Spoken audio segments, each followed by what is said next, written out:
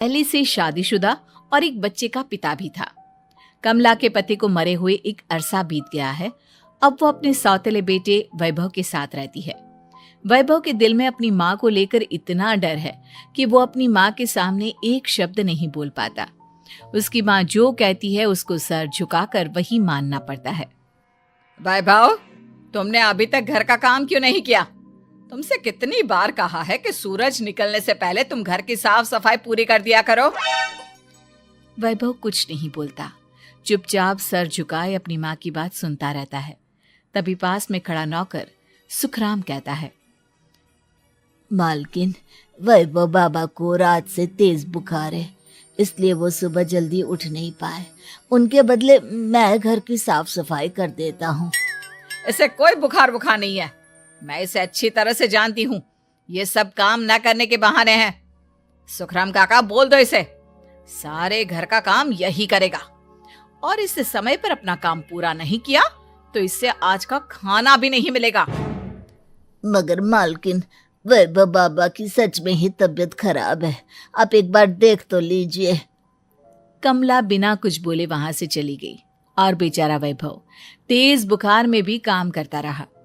कमला वैभव की शादी एक ऐसी लड़की से कराना चाहती थी जो अनपढ़ हो और कमला से इसी तरह डरे जिस तरह वैभव डरता है, ताकि वैभव की सारी जायदाद और धन दौलत उसकी मुट्ठी में रहे।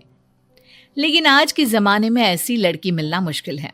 कमला कार में यही सब कुछ सोचती जा रही थी कि तभी रास्ते में, अरे ड्राइवर, तुमने कार क्यों रोक दी?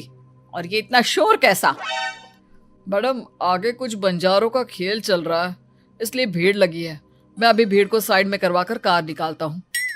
ड्राइवर भीड़ को साइड करके कार निकालने की कोशिश करने लगा कि तभी कमला की नजर रस्सी पर चल रही एक फुलवा नाम की बंजारन पर पड़ी। क्यों ना मैं इस बंजारन की शादी वैभव से करा दूं?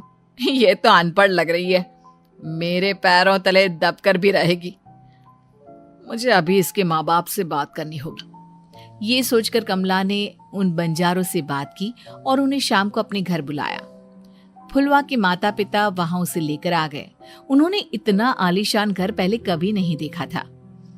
अच्छा हुआ आप लोग आ गए। देखिए, मुझे घुमा फिरा कर बात करने की आदत नहीं है, इसलिए सीधे सीधे मुद्दे पर आती हूँ। मुझे आपकी बेटी बहुत पसंद है।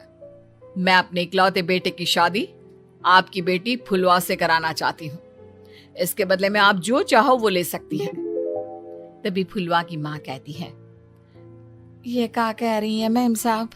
कहीं आप हमारी गरीबी का मजाक तो नहीं उड़ा रही ना? आप मेरे बेटे से मिल लो। अगर आपको मेरा बेटा पसंद आता है तो मैं कल से ही शादी की तैयारी शुरू कर दूंगी। सुखराम, वैभव को लेकर आओ। फुलवा अपनी माँ के कान में फुसफुसाती है, माँ, कहीं इस मेम साहब का छोरा पागल तो ना है? फुलवा अपनी माँ से बात कर रही होती है कि वैभव वहां आता है। फुलवा उसे देखती ही रह जाती है और उसके माता पिता उसकी शादी तय कर देते हैं। शादी वाले दिन किसी को फुलवा और वैभव की बेमेल विवाह की बात समझ में नहीं आती। फिर भी एक औरत कमला से पूछ ही लेती है, कमला जी, आपने अपने इकलौते बेटे की शादी देहाती गवार से क्यों करा दी? ये बंजारन आपके घर की बहू बनने लायक तो नहीं है। कम से कम अपने स्टेटस का ही ख्याल कर लिया होता।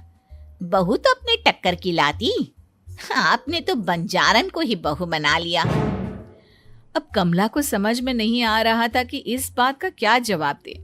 वो कुछ देर चुप रही और सोच समझ कर कहती है, बहन जी, आपको तो पता है आजकल के बच्चे किसी की बात कहाँ सुनते हैं। मैं तो अपनी बहू एक पढ़ी लिखी और अपनी सोसाइटी की ही ढूंढ रही थी। लेकिन मेरे बेटे ने मेरे सामने इस बंजारन को लाकर खड़ा कर दिया। बोला कि मैं शादी करूंगा तो इसी से। अब भला मैं क्या करती, मुझे अपने बेटे के सामने झुकना ही पड़ा। कमला की ये बातें सुखराम भी सुन रहा था। उसने ये सारी बातें वैभव को जाकर बता दी। काका, मैं तो फुलवा को जानता भी नहीं, फिर माँ मेरे बारे में झूठ क्यों कह रही है? अरे बेटा, तुम कितने भोले हो, तुम्हें कुछ भी नहीं पता। तुम्हारे पिता अपनी सारी संपत्ति तुम्हारे नाम करके गए हैं। तुम्हारी माँ नहीं चाहती कि यह संपत्ति तुम्हें मिले, इसलिए उन्होंने तुम्हारी अनपढ़ लड़की से शादी करवाई, ताकि तुम्हारी तरह वो भी अपने हक के लिए आवाज ना उठा सके। सुखराम काका, मैं क्या करूं, आप ही बताओ। माँ के सामने आते ही मेरे हाथ पैर कांपने लगते हैं। मैं माँ को कुछ भी नहीं कह पाता।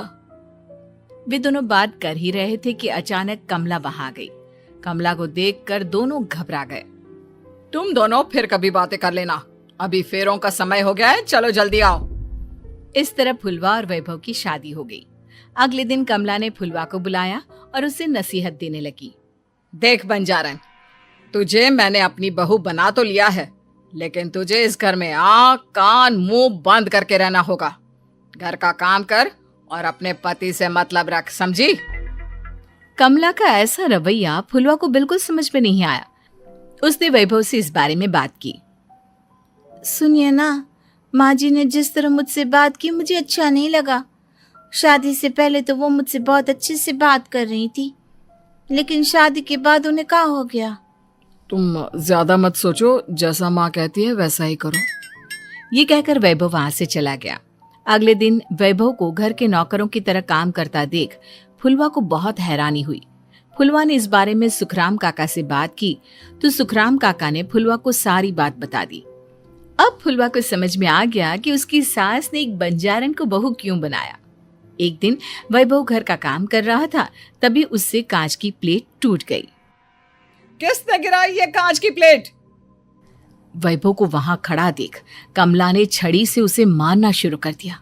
उसके पैर में कांच चुभ गया और खून बहने लगा, लेकिन फिर भी कमला उसे मारे जा रही थी। ये देखकर फुलवा ने कमला के हाथ से छड़ी छीन ली और तोड़कर फेंक दी।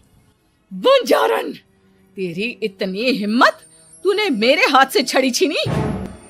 कमला फुलवा को थप्पड़ मारने ही वाली थी कि फुलवा उसका हाथ पकड़ लेती है। ओ ससु माँ, मैंने मोम की गुड़िया ना समझ लियो। बंजारन हो बंजारन, ईंट का जवाब पत्थर से देना जानती हूँ।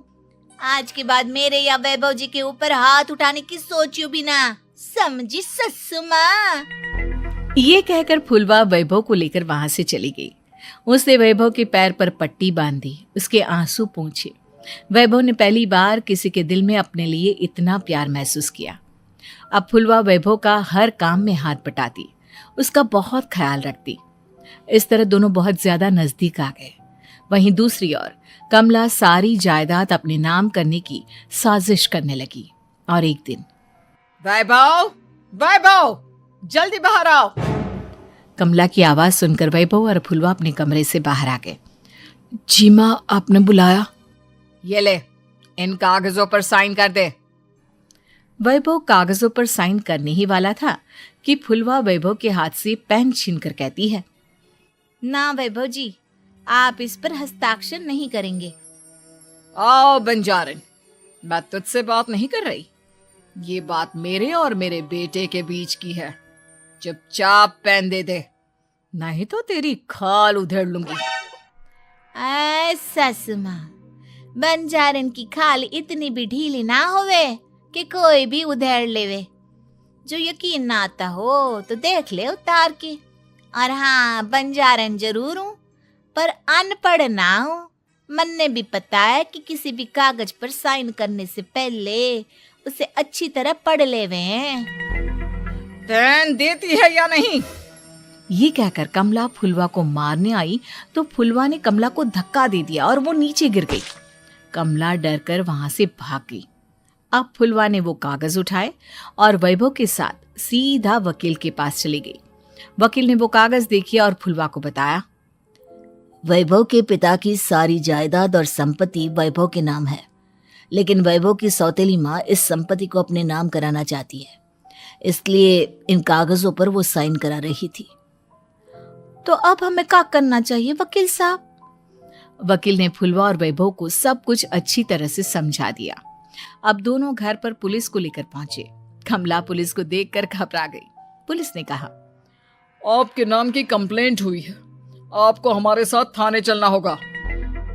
कंप्लेंट? कैसे कंप्लेंट?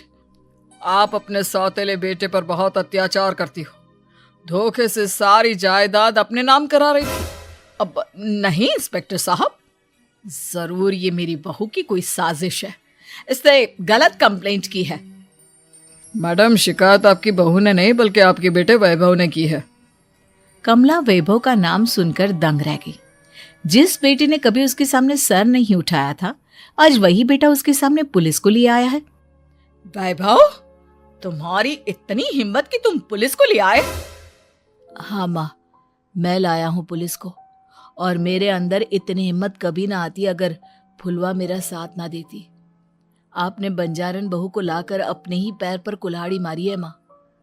मैडम, आपकी बातें खत्म हो गई हो तो चलो हमारे साथ। वैभव, मुझे माफ कर दो, मुझे थाने मत भेजो। आज के बाद मैं तुम्हें कभी नहीं मारूंगी, तुम्हें कभी परेशान नहीं करूंगी, मुझे माफ कर दो।